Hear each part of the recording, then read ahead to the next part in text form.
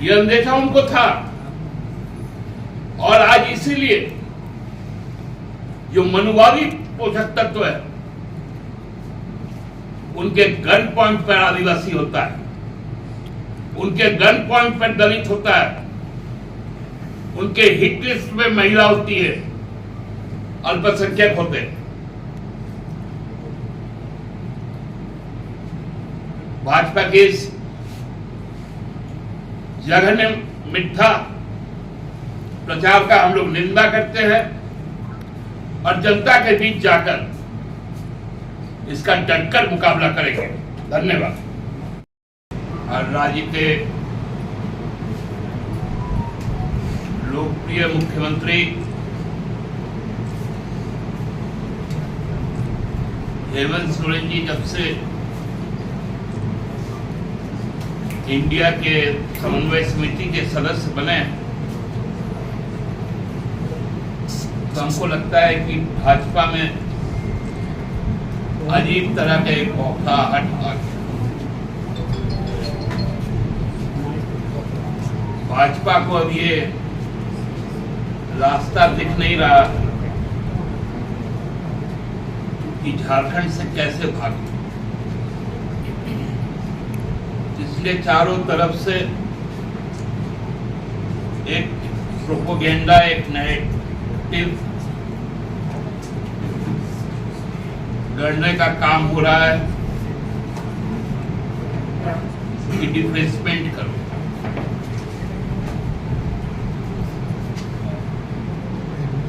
क्योंकि जो कार्य यहां पर हो रहे हैं, जिसकी चर्चा हर जगह हो रही,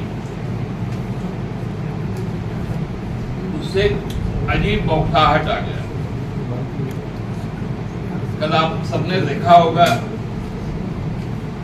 नेशनल स्पोक्सपर्सन बीजेपी का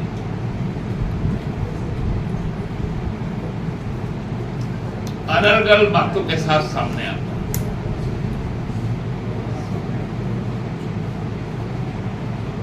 अब अपने राज्य सरकारों की जो घोटाले, चाहे वो गुजरात के हो, चाहे उत्तर प्रदेश के हो, और मध्य प्रदेश का तो कीर्तिमान रहा है व्यापम का,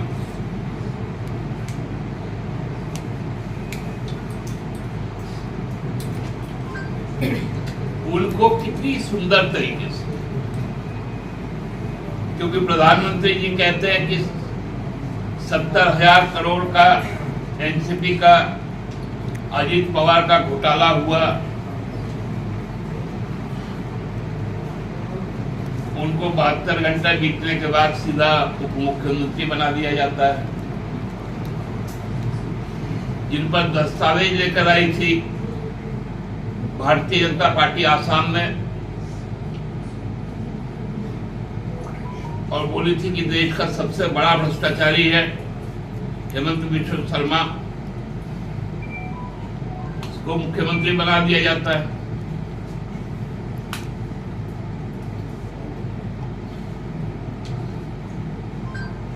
उसी तरह कल उनका बौखलाहट हम लोगों के सामने है। हम पूछते हैं कि भाई गुजरात पावर कॉर्पोरेशन का पैसा अडानी ने क्यों खाया, जो गुजरात सरकार कहती है, तो वो हमसे सवाल पूछते हैं। आप सब यहाँ पर जो भी लोग हैं, राज बनने के बाद से ही आप देखे होंगे कि 2002 से ही सोरेन परिवार को जमीन से जोड़ने का फर्जीवाड़ा चलाया जा रहा। कल एक वीडियो क्लिप भी देखिए, जिसको 2002 में सबसे पहले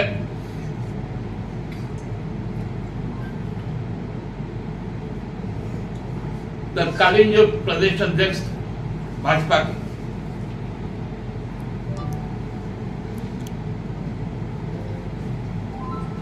मैं यदि गलत नहीं कह रहा हूं तो शायद दुखा भगत जी थे। उन्होंने लाया था।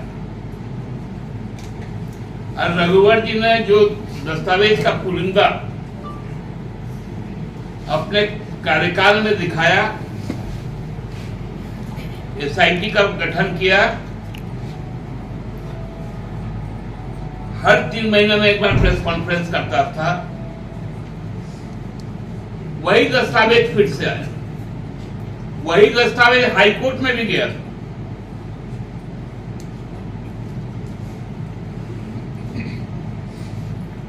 जिसपे हाईकोर्ट ने फटकार लगाते हुए जो प्रार्थी थे उन पर फाइन कर दी, पेनल्टी किया। एसआईटी कमीशन देवाशीष गुप्ता की उन्होंने क्लीन चिट दी। केवल क्लीन चिट नहीं दी, उनका रिपोर्ट में कई भाजपा के नेताओं का नाम शामिल हो गया।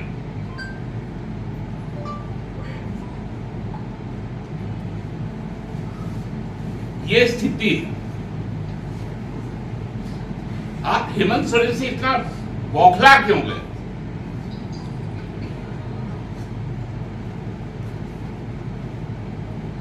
क्योंकि आपको मालूम है कि 2024 में आपका क्या हश्र होने जा रहा है। यहां से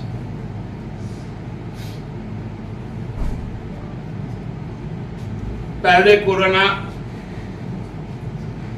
में असहयोग,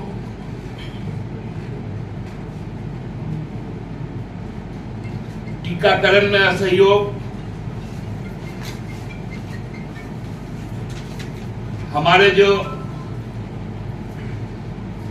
मिनरल्स का रॉयल्टी है उसको रोकना,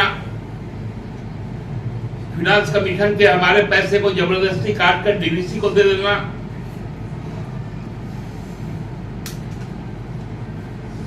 सरकार तोड़ने की कोशिश, राज्यपाल के माध्यम से भ्रम फैलाना,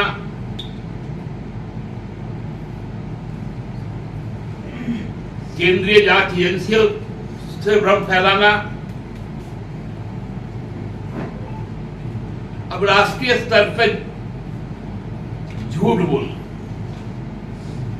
ये एक सतत प्रक्रिया बन गई।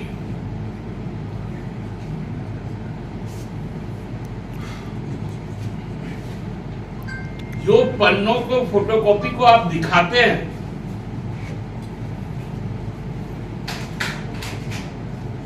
आपके मुख्यमंत्री दिखाते थे, आप उसी फोटोकॉपी को फिर से दिखा रहे हैं। जो वीडियो वो सुनाते थे उसको आप फिर से सुना रहे हैं।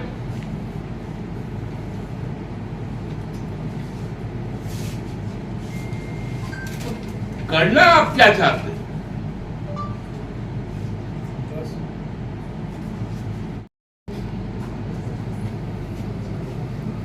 कि लोग इन्हीं बातों पे उलझ जाए। लेकिन यहां तो सरकार प्रतिबद्ध है हमारे जो निश्चय थे उनको प्रतिपादित करने।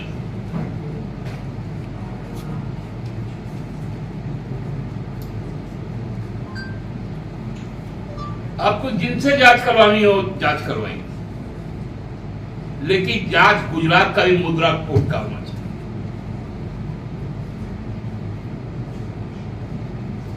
कहां गया वो हेरोइन, वो ड्रग्स,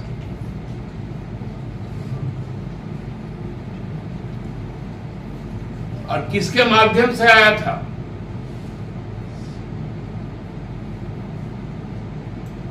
आज डीआरआई क्यों नहीं बताती?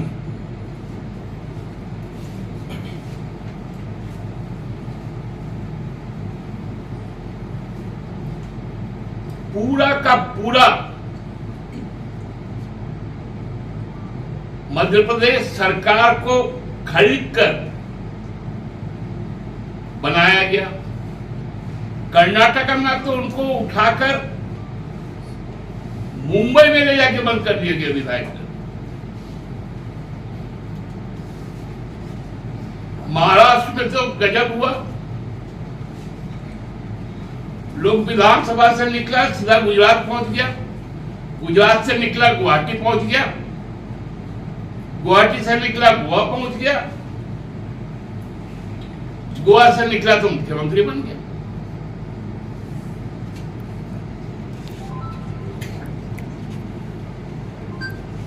ये इनको नहीं दिखता और ये सबसे ये देश जानता भी नहीं। अब तो छत्तीसगढ़ में ये हाल है कि उनके जो चाणक्य ना क्या बोलते हैं वो लोग अमित शाह जी को आम सभा भी ऑडिटोरियम के अंदर करते हैं। हम तो यहां पर भी बोले थे कि आप लोग को सतरंजी बाजार में जाकर आम सभा करना पड़ेगा।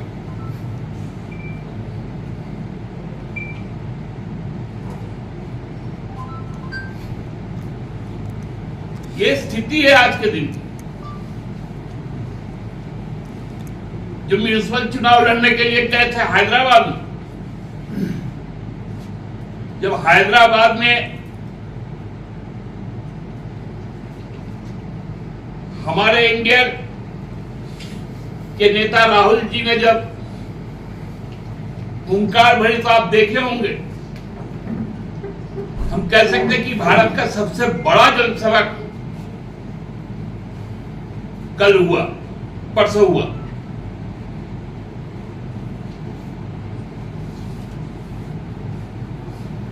ये डर हमारे मित्र दलों का, हमारे माननीय नेता का आज भारतीय जनता पार्टी के अंदर समा गया।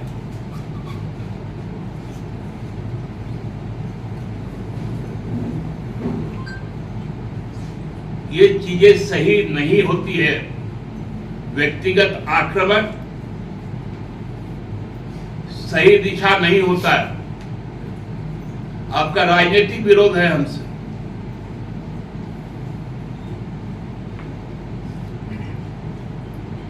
आप हमारे से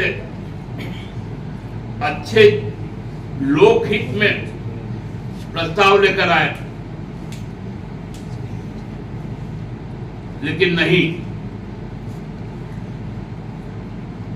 आपको व्यक्तिगत ही चाहिए आक्रमण करना।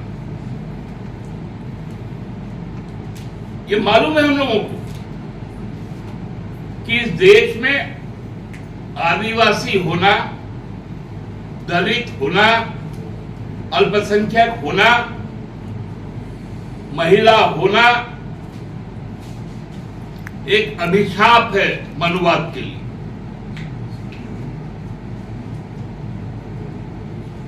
और इसका अंदेशा बाबा साहब ने 1946 में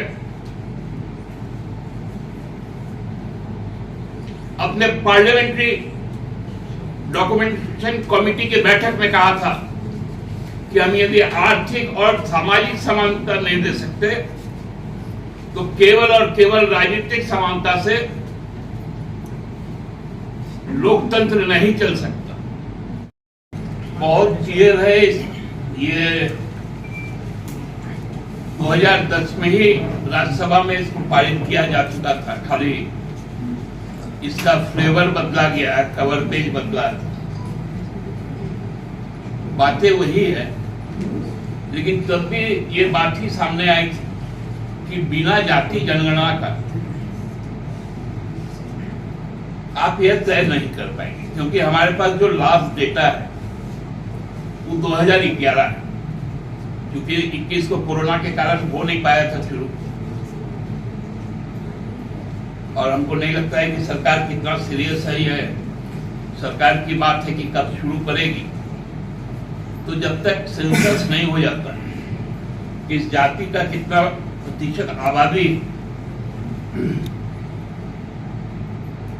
तो फिर क्योंकि इस बिल में भी शायद जो मैं सुना हूं, मैं अभी तक बिल पढ़ा नहीं, शायद इस बात को कहा गया है कि जातीय जनगणना के बाद ही इसको क्रियान्वित किया जाएगा।